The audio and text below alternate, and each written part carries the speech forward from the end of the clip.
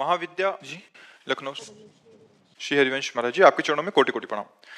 गुरुदेव कहते हैं कि अपनी भक्ति और साधना को छुपाना चाहिए। तिलक एवं कंठी पहनने वाले कतिपय भक्ति ना करें तो भी भागवतिक मार्ग के पथिक माने जाते हैं। गुरुदेव, अगर अपनी भागवतिक मार्ग को प्रकाशित नहीं करना है तो क्या कंठी एवं तिलक जरूरी है? नहीं, वहां जो कहा जा रहा है वो कंठी तिलक के लिए नहीं कहा जा रहा है, वो आपकी साधना के लिए कहा जा रहा है कि जैसे आप कितना नाम जप करते हैं, आपको क्या अनुभूतियां हो रही हैं, आप कितना भगवान के प्रति समर्पित हैं, आपके क्या क्या पाठ हो रहे हैं, क्या क्या अनुष्ठान हो रहे हैं। नहीं, अपनी अनुभूतियों को, अपनी दिनचर्या को, अपनी साधना को तब तक छुपाए जब तक भगवत प्राप्ति ना हो जाए, और जब भगवत प्राप्ति हो गई तो फिर बात अलग है, फिर कोई भय का विषय नहीं रहता। इसलिए एक कंठी तिलक तो हमारे जैसे आप लोग सुहाग धारण करते हैं ठसक से, ऐसे हम सुहाग धारण करते हैं। ये हमारा सुहाग है, हम अपने इष्ट के प्रति जो सुहाग धारण किए, इससे कोई हमारा उसमें हानि लाभ वाला विषय थोड़ी है, ये तो हमारा सुहाग है। जैसे आप मंगल सूत्र धारण करते हैं, ऐसे हम कंठी धारण करते हैं अपने प्रीतम के लिए। जैसे आप मांग भरती हैं, ऐसे हम अपने प्रीतम का श्रृंगार करते हैं। कि हम देखते ही पता चल जाएगा राधा वल्लभी संत है, ये राधा वल्लभ जी का है, पता चल जाता है। ये रामानंदी है, ये राम जी का है, ये शिव जी का है। तो ये सुहाग है, इसमें थोड़ी कि कोई क्या कहेगा, इसमें नहीं।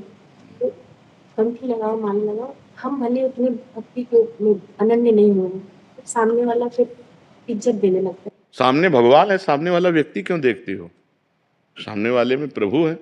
अब उसकी सोच है, वो हमारा उपहास करे या सम्मान करे, उसकी विषय की बात है। हम उसकी मानसिकता से थोड़ी चलते हैं। भाई कौन क्या कहेगा इसके लिए हम थोड़ी हैं।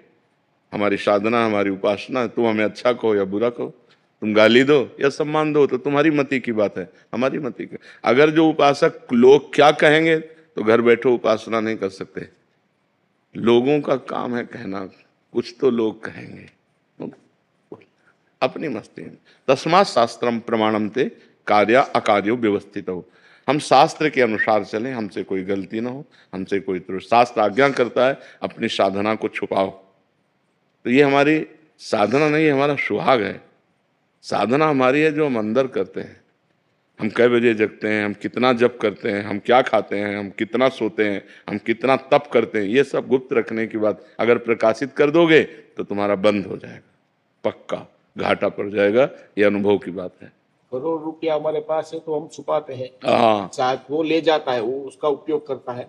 लेकिन हमारे पास साधना है तो वो क्यों चली जाती है? किसी को बोल दिया तो चली जाती है। इसका सूक्ष्म कारण है कि अहंकार, और अहंकार समस्त दोषों का जड़ है। संस्कृति मूल शूल प्रदनाना सकल शोकदायक अभिमाना, ये संस्कृति का मूल है, समस्त शोकों को प्रकट करने वाला है। जहाँ हम अपनी तपस्या, साधना, गुण, अनुभव वर्णन करते हैं तो उसमें हमारा अहम जागृत होता है। अहम जागृत होता है से खत्म, आग लग जाती बस।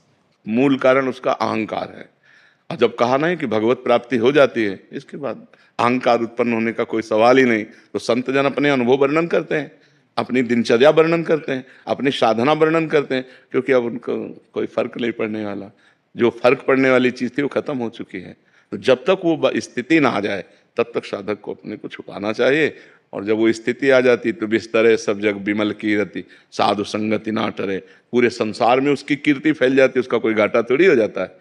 तो ये जब तक भगवत प्राप्ति न हो तब तक की बात है। थोड़ा बता दिया तो चला जाता है, फिर रोना आता है कि क्या कर दिया मैंने, ऐसा हो जाता। नहीं, बताने का ढंग है। हमने संतों ऐसे बताना चाहिए कि हमने संतों से सुना, यदि ऐसे चला जाए तो ऐसा लाभ मिल जाएगा।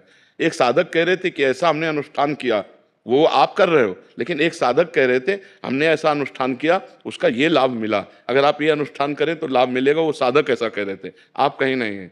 आप अपनी बात कह रहे हैं, लेकिन संत और साधक शब्द का प्रयोग करके तो आप बच गए। जब ये कि मैंने ऐसा किया तो मैं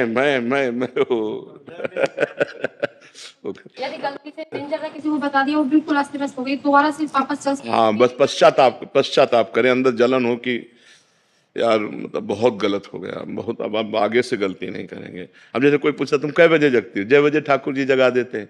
तुम कितना भजन करते हो? जितना ठाकुर जी करा देते हैं। खत्म, खेल, उत्तर है।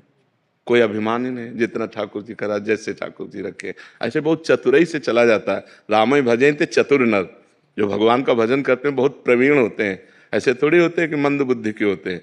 हाँ, जो भगवान को भजते हैं उनके अंदर प्रवीणता आ जाती है अपने भजन को छुपाने को।